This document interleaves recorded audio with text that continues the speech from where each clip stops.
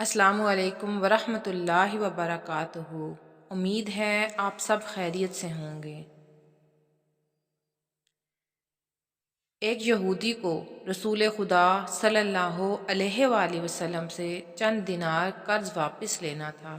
ایک دن آپ راستے میں جا رہے تھے کہ وہ یہودی آپ کے پاس آیا اور اس نے کہا، جب تک آپ میرا قرض ادا نہیں کریں گے اس وقت تک میں آپ کو یہاں سے نہیں جانے دوں گا۔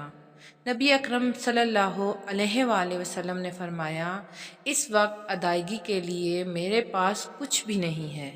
یہودی نے کہا، جب تک آپ میرا قرض واپس نہیں دیں گے میں بھی آپ کو یہاں سے جانے نہیں دوں گا۔ آپ نے فرمایا، اگر یہ بات ہے تو میں تیرے ساتھ یہیں بیٹھ جاتا ہوں۔ یہ کہہ کر آپ اس کے ساتھ بیٹھ گئے۔ جیسے جیسے وقت گزرتا گیا آپ کے صحابہ وہاں جمع ہوتے گئے۔ جب انہوں نے یہودی کی یہ جسارت دیکھی تو انہوں نے اس کو سزا دینے کا ارادہ کیا۔ آپ نے انہیں ہر طرح کی کارروائی سے روک دیا اور فرمایا کہ تم دور چلے جاؤ۔ حکم رسول کے تحت صحابہ دور چلے گئے۔ سورج لمحہ بلمحہ گرم ہو رہا تھا اور اس کی تپش سے آپ کو اذیت پہنچ رہی تھی، یہاں تک کہ آپ کے چہرہ عطر سے پسینہ بہنے لگا۔ اس کے باوجود آپ نے کسی طرح کے غصے کا اظہار نہ کیا اور کوئی سخت جملہ نہ کہا۔ آپ سارا دن وہیں بیٹھے رہے اور ظہر، عصر اور مغرب و عشاء کی نمازیں وہیں پڑھیں۔ پھر رات چھا گئی، آپ نے رات بھی وہیں بسر کی اور فجر کی نماز بھی وہیں پڑھی۔ صحابہ یہودی کو ڈرانے دھمکانے لگے۔ آپ نے فرمایا، تم اس سے یہ کیسا سلوک کر رہے ہو؟ صحابہ نے کہا، یا رسول اللہ، اس کی یہ جرت کہ آپ کو یرغمال بنا کر اپنے پاس بٹھا لے۔ ان حضرت صلی اللہ علیہ وآلہ وسلم نے فرمایا، اللہ نے مجھے اس لیے نہیں بھیجا کہ میں کسی پر ظلم کروں۔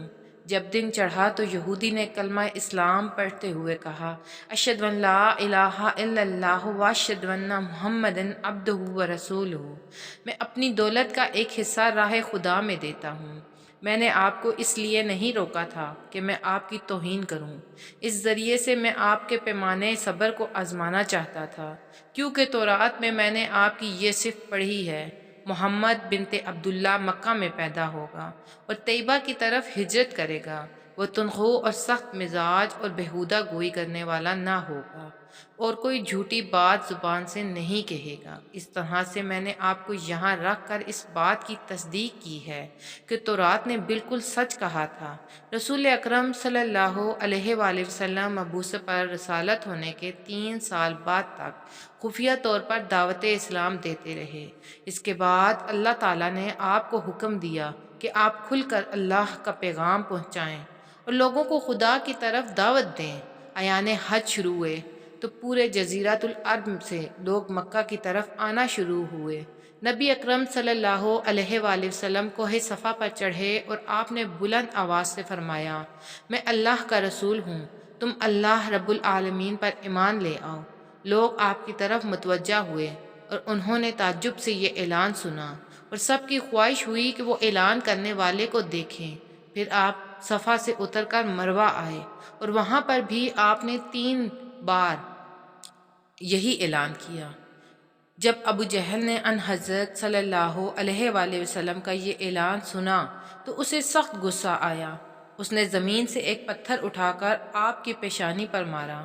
اس سے آپ کی پیشانی زخمی ہو گئی، خون بہنے لگا اور آپ کا چہرہ لہو لہان ہو گیا۔ اس کے بعد تمام مشرکین آپ کو پتھر مارنے لگے۔ نبی اکرم صلی اللہ علیہ وآلہ وسلم مجبور ہو کر کوہ ابو قبیس پر چڑھ گئے اور ایک چٹان کے پیچھے جا کر چھپ گئے۔ مشرکین نے بھی آپ کا تعاقب کیا لیکن آپ انہیں کہیں دکھائی نہ دیے۔ ناکام و نامراد ہو کر انہیں واپس آنا پڑا۔ ایک شخص نے حضرت علی علیہ السلام کو اس واقعہ کی اطلاع دی اور کہا کہ میرا خیال یہ ہے کہ محمد مارے جا چکے ہیں۔ نعوذ باللہ! یہ سن کر حضرت علی علیہ السلام کو شدید دکھ ہوا اور آپ ام المومنین حضرت خدیجہ الکبریٰ سلام اللہ علیہ کے پاس آئے اور ان سے کہا، میں نے سنا ہے کہ مشرکین نے رسول خدا صلی اللہ علیہ وآلہ وسلم پر سنگ باری کی ہے اور بعض لوگوں کا یہ گمان ہے کہ نبی اکرم شہید ہو گئے ہیں۔ آپ روٹی پانی اٹھائیں اور میرے ساتھ انہیں تلاش کرنے کے لیے چلیں، ممکن ہے ہمیں ان کا کہیں نشان مل جائے۔ آپ وادی پر نظر رکھیں اور میں پہاڑ کے دامن میں آپ صلی اللہ علیہ وآلہ وسلم کو تلاش کرتا ہوں۔ آپ روتے ہوئے آگے بڑھیں اور آپ کہہ رہے تھے، یا رسول اللہ ہمیں جواب دیں، آپ کہاں ہیں؟ میری روح آپ پر قربان، آپ کس وادی میں بھوکے پیاسے ہیں؟ آپ نے مجھے اپنے ساتھ کیوں نہ لیا تھا؟ حضرت ختیجہ رو رو کر فریاد کر رہی تھی، کوئی ہے جو نبی مصطفیٰ کی مجھے خبر دے؟ کیا کسی نے انہیں دیکھا ہے جو مجھے ان کے متعلق بتلائے؟ اس وقت جبریل امین علیہ السلام رسول خدا صلی اللہ علیہ وآلہ وسلم پر نازل ہوئے۔ ان کے پیچھے ملائکہ کی بہت سی صفیں تھیں۔ انہوں نے ان حضرت صلی اللہ علیہ وآلہ وسلم سے کہا، خداوند جبار نے ہمیں آپ کے فرمان کی تعمیل کے لیے بھیجا ہے۔ اگر آپ چاہیں تو ہم اس قوم کو تباہ کر دیں گے اور ان کا دنیا میں کہیں نام و نشان تک دکھائی نہ رہے گا۔ رحمت العالمین نے فرمایا، میں نبی رحمت بنا کر بھیجا گیا ہوں، میں عذاب و انتقام کا حامی نہیں ہوں۔ پروردگار میری قوم کو معاف کر دے، وہ مجھے جانتے نہیں ہیں۔ جبریل امین علیہ السلام نے ان حضرت صلی اللہ علیہ وآلہ وسلم سے کہا، ختیجۃ الکبریٰ سلام اللہ علیہ آپ کو تلاش کر رہی ہیں۔ ختیجہ کے رونے نے آسمان کے فرشتوں کو رلا دیا ہے، آپ انہیں جواب دیں، خدا کی طرف سے اور ہماری طرف سے انہیں سلام پہنچائیں اور انہیں جنت کی بشارت دیں۔ نبی اکرم صلی اللہ علیہ وآلہ وسلم نے ختیجہ علی کو صدا دی اور انہیں اپنے پاس بلایا۔ دونوں شخصیات آپ کی خدمت میں حاضر ہوئیں۔ انہوں نے آپ کی پیشانی پر پٹی باندھی اور گھر لے آئے۔ جب مشرکین کو معلوم ہوا کہ نبی اکرم صلی اللہ علیہ وآلہ وسلم اپنے گھر آ چکے ہیں تو انہوں نے گھر کا محاصرہ کر لیا اور سنگ بارش شروع کر دی۔ حضرت علی علیہ السلام اور ختیجہ سلام اللہ علیہ آپ کا دفاع کرنے لگے۔ جب سنگ باری میں معمولی سا وقفہ ہوا تو حضرت ختیجہ گھر سے باہر جا نکلی اور انہوں نے چیخ کر کہا، فرزندان قریش، کیا تم سے حیا رخصت ہو گئی ہے؟ تم اپنے قبیلہ کی معزز اور محترم خاتون کے گھر پر سنگ باری کرنے لگے۔ اگر تمہیں خدا کا خوف نہیں ہے تو دوسرے لوگوں کو اپنے اوپر ہنسنے کا موقع نہ دو اور اپنے لیے ہمیشہ کی ذلت و بدنامی تو نہ خریدو۔ جب مشرکین نے حضرت ختیجہ علیہ السلام کی گفتگو سنی تو ندامت کے مارے ان کے سر جھک گئے اور وہ شرمندہ ہو کر اپنے گھروں کو چلے گئے۔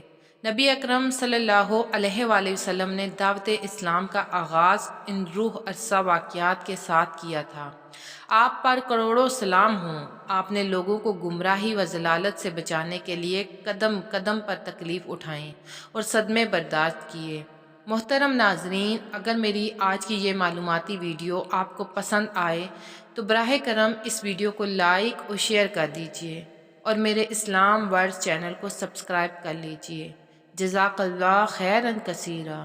اللہ ہم سب کا حامی و ناصر ہو، آمین ثم آمین۔